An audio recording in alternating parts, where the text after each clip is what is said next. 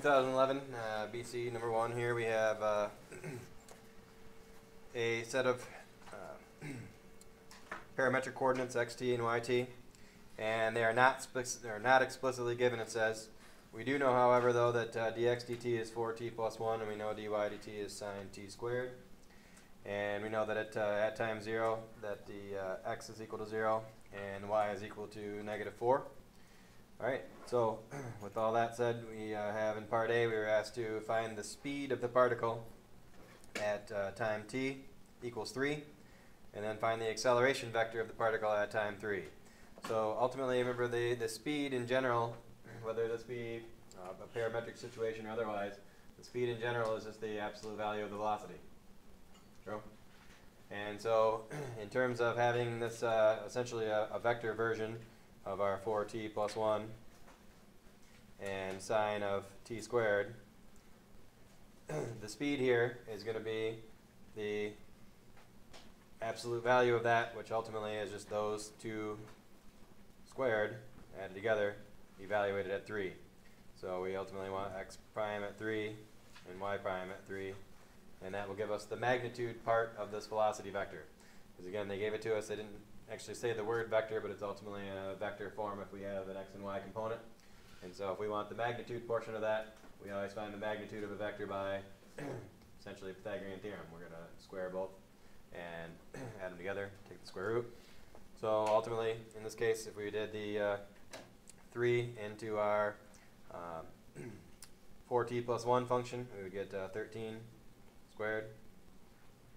And in our y function, if we did sine of 9, if you will, it's 3 squared, and we take the square root. Ultimately, it's a calculator problem here, so calculator answer. And so if we do our 169 plus sine 9 all squared,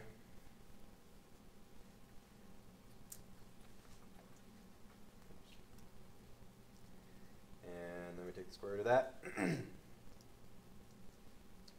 get 13.007. 7. So 13.007 should be our result. And if we got that speed portion right, 1 point. So again, if we have a velocity vector, the key issue is to find the speed at a particular point.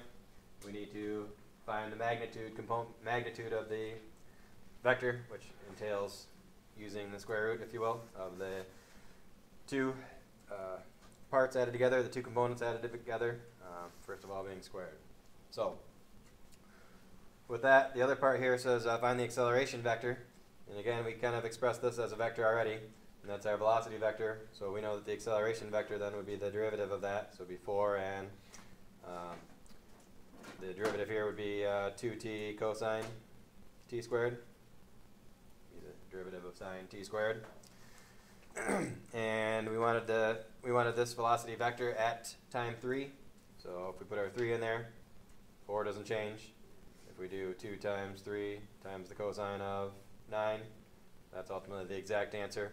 And there's really no good reason that you can't leave it like that. I mean, I would make that a 6, probably not leave it as 2 times 3, but if you left it as 4, then 6 cosine 9, it's fine.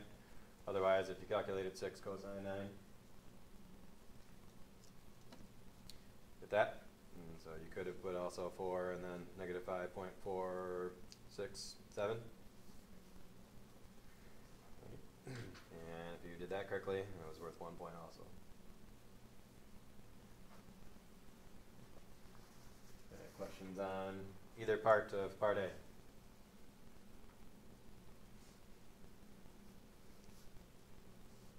Alright, well, part B says find the slope of the line tangent to the path of the particle at time 3. So ultimately, if we have the path of the particle and we want the slope of it, that's essentially dy dx.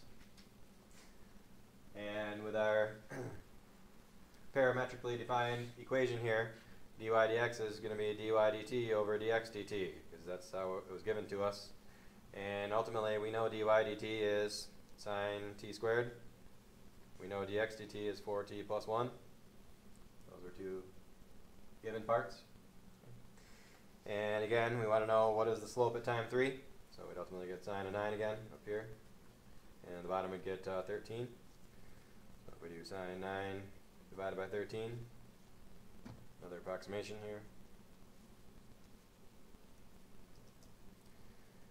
0.032. And you notice that no units were given here in this problem, so there's no units to be had in terms of putting meters per whatever, or whatever the case may be. There was no units on these at all. All right, questions so far? So 1 point for getting dy dx here.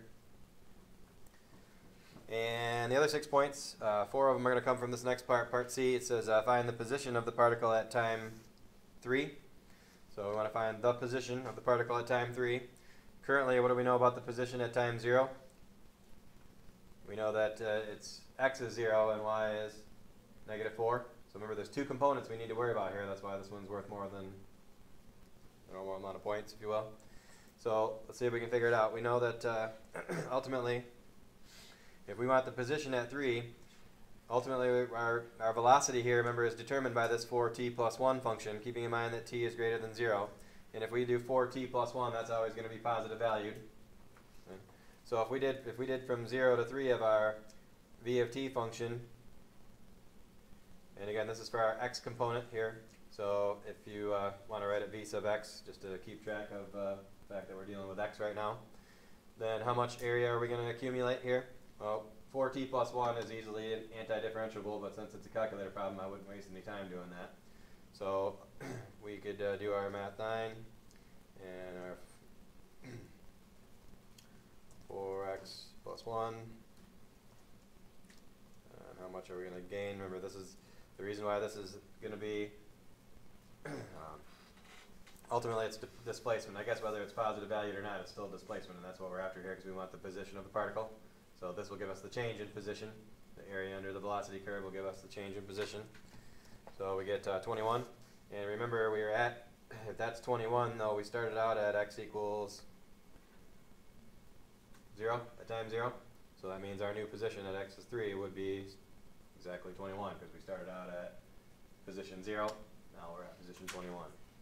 If we do the same thing in the y direction with our y component, or v sub y of t, if you will, we can do that same thing. Calculator. Our equation this time is sine of x squared. This is our velocity equation for the y component.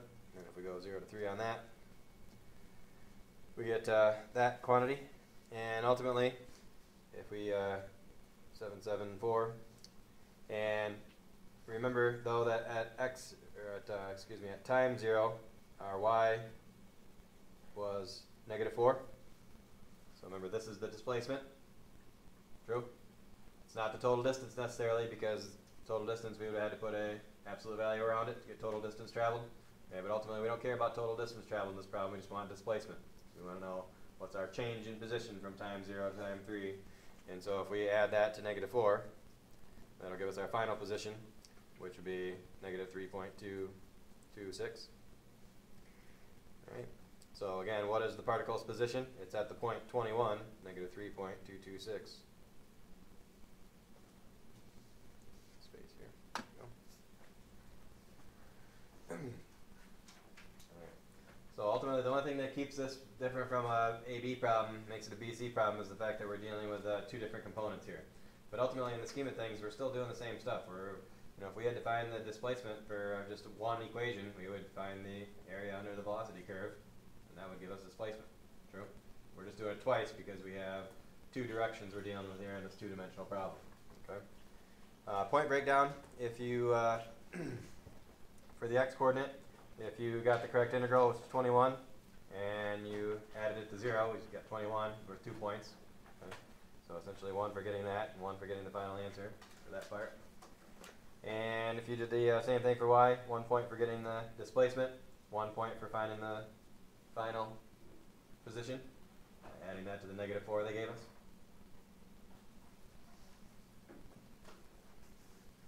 And questions on part C?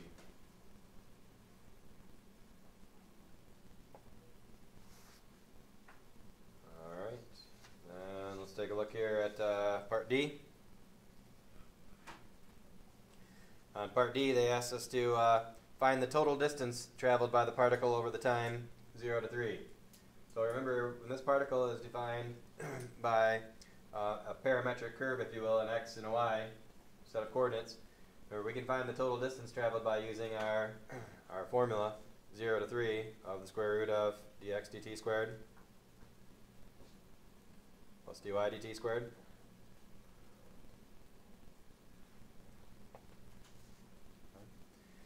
Okay, so remember, this ultimately is our curve length formula, if you will. But when we have a parametrically defined function, okay, this is how we find the length of that curve, which is also the total distance. Okay. So with that, if we go 0 to 3, and we do our 4t plus 1 squared, and our sine of t squared dt, we would ultimately get the correct answer, which if you put it in the calculator turns out to be 21.091. Like I said, once you write the equation, that's just a calculator problem. And 2 points for that. One if you got the integral correct. Another point if you got the correct answer, 21.091. And that makes a total of 6 for the last two. Totals up to be 9. Questions on number 1?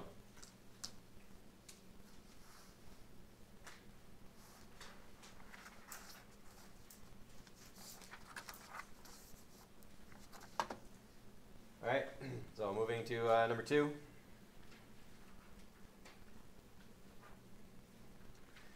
Number 2, we have a temperature function here in minutes.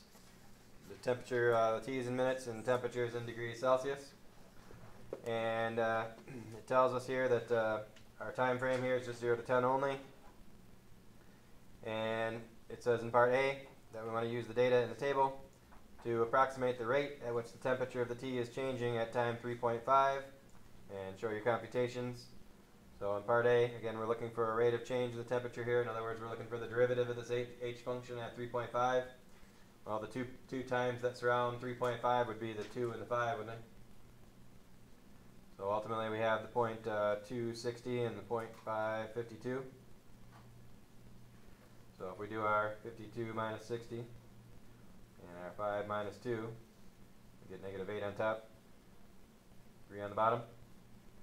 So negative 8/3 would be our approximate slope here at 3.5, and it's degrees Celsius per minute.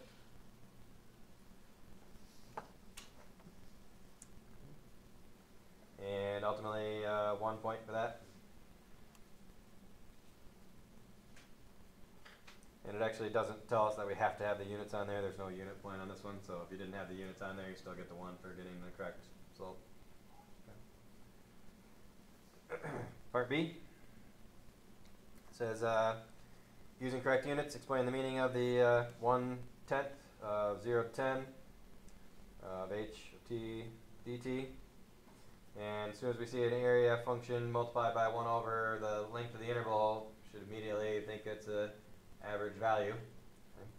So it says again, explain in the correct units, explain the meaning of this in the context of this problem. So ultimately this is the average value in degrees Celsius. Yeah, this is about units. Remember, this is an average value of h. H is measured in degrees Celsius, so this average value is also measured in degrees Celsius, just like h is. So it's an average value of, in degrees Celsius, of our h of t over that 0 to 10 time interval. Alright, in the context of the problem, okay, because it asks us about the context of the problem, so we might want to mention also, ultimately, what is it? It's an average temperature for what? Is it the average temperature for the pot of tea over that 10-minute period? So more specifically, we can write the average temperature of the tea over 0 to 10, or for the 10-minute interval, however you want to state that. All right. And then in part B, the actually that just so we know, that's 1 point if we knew that was the average value, which means the average temperature of the T. Next, we got to evaluate that by using the trapezoidal rule here. Remember, in this case, we go from 0, 2 to 2, 5, 5 to 9, 9 to 10. It's not a uniform subinterval. Okay, so therefore we can't use our h over 2 and then our left endpoint, and 2 times the next, 2 times the next, 2 times the next, all the way to the right endpoint. So remember, when it's a trapezoid situation and it's not a uniform subinterval, then we need to start by just thinking about what the picture would look like. We got 0, 66, we got 260, we got 552, we got 944, we got 1043. A little too small here, but ultimately we're going to create 4 trapezoids by connecting all those points. And each trapezoid handled individually will be, if we take this trapezoid here for instance, the height of it is going to be 0 to 2. Okay, and remember, a trapezoid has 1/2 times the height, and the 2 bases are the 2 parallel sides. 2 bases would be 66 and 60. So that would be the first trapezoid. The second trapezoid would be 3 in height, and 60 and 52 is the 2 bases. The next one would be 4 in height, goes from 5 to 9. The 2 bases are 52 and 44. And then the final one is only 1 in height, and the 2 bases are 44 and 43. And so bottom line is that would be our trapezoidal approximation for the area under the curve. But remember, ultimately if we did that, we should have gotten 52,529.5 if we add those all up. But remember, this is the total. We want the average value, so we got to multiply this by 1/10. So the culmination of that is 529.5, which ultimately gives us 52.95 degrees Celsius. Which, looking at the table, does 52.95 seem reasonable for an average temperature here? If you put 529 as the average temperature, does that look reasonable at all? So I'll make sure we don't forget about the 1/10 out in front. Trapezoidal sum, if you got the trapezoidal sum, all this stuff, in other words, if you calculated the trapezoidal rule approximation, should have been 1/10, or 1 point I should say. And then the estimate would be making sure that we multiply that by 1/10 and get a final answer that's reasonable and correct. Questions on part B?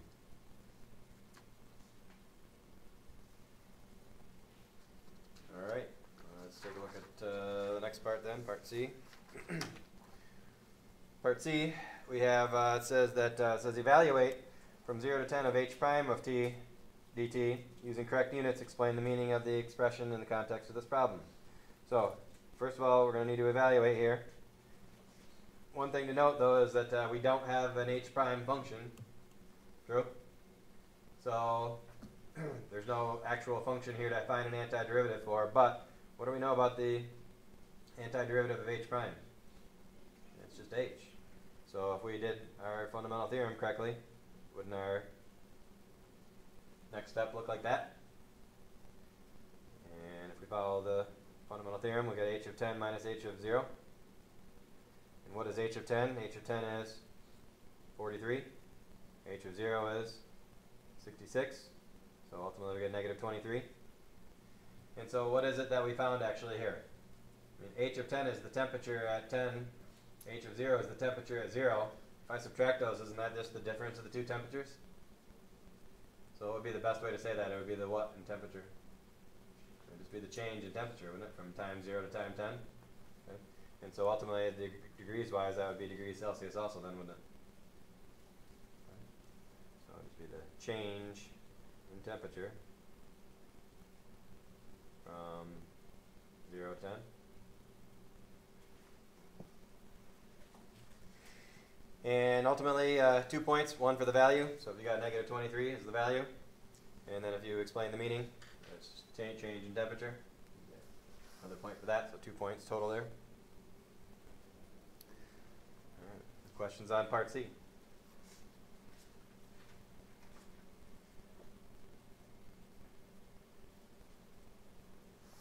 All right, final part. Part D Says this time, time 0, that we had some biscuits that were had a temperature of 100 removed from the oven. Temperature of the biscuits at time t is modeled by the differentiable function b. And we know that b prime is negative 13.84 e to the negative 0.173 t. So that's our b prime function that they give us. We know that the temperature is modeled by b, it says. And it says using the given models at time 10, how much cooler are the biscuits than the tea? How much cooler are the biscuits than the tea? And keeping in mind that, again, this is our derivative function for our temperature function for the biscuits, if you will. Okay. So ultimately, what is this going to give me if I do 0 to 10 of b prime dt?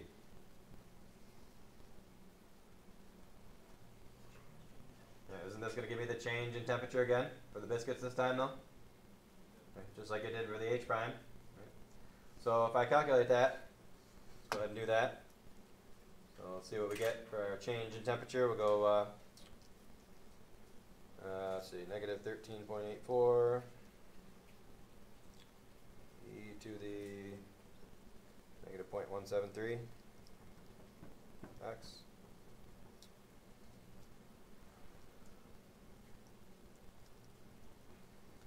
If we do that, we get negative 65.817, if you will. All right, and ultimately, I would use all the decimal places I'm given here. In fact, I'd probably just go ahead and store that. Keep in mind, though, this is the change in temperature. So what is the actual temperature of the biscuits at this point? It's this plus 100. Remember, the biscuit temperature was 100 when they came out of the oven. So if I go plus 100, that gives me the biscuit temperature, 34.1827528. And now remember, the other question was, how much cooler are the biscuits than the tea? So what are we going to do with this number here to get our final answer? What's the tea temperature at time 10? That's 43. They gave us that in the chart, didn't they? So actually don't need to store anything. We just keep it all in there and get our answer. So how much cooler are the biscuits than the tea? They're 8.817 degrees Celsius cooler.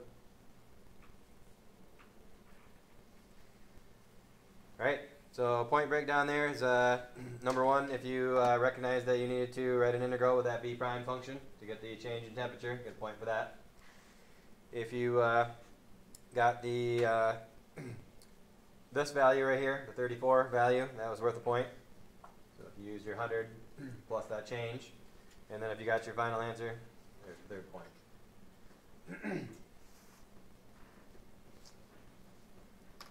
Anybody feel like that question looked familiar? Yeah, that was on test on AB last year, wasn't it? So this was not only BC2, but it was also AB2 as well. Okay. All right.